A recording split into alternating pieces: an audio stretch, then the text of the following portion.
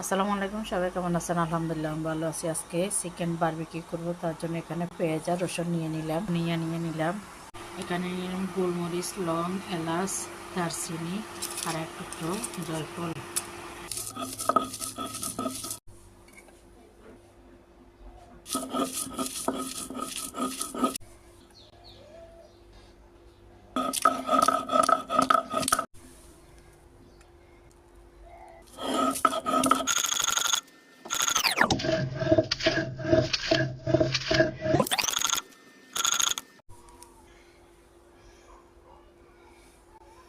এখানে নিয়ে নিলাম দুধ পাউডার, ধনিয়া পাতা বাটা, রসুন বাটা, পেঁয়াজ বাটা, লং, দারচিনি, এলাচ বাটা, একটুখানি সস, হলুদের গুঁড়া, মরিচের গুঁড়া, ধনিয়া জিরা গুঁড়া।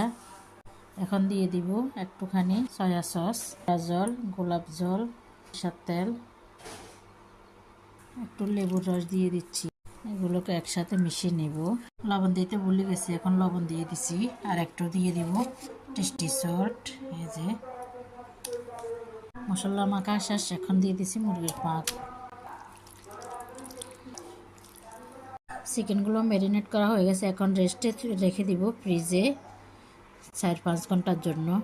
চিকেনগুলো 4-5 ঘন্টা হয়ে গেছে ম্যারিনেট করে রেখেছি। তো এখানে আমি দুইটা অলরেডি দিয়ে দিছি, এগুলো হয়ে গেছে। দেখুন,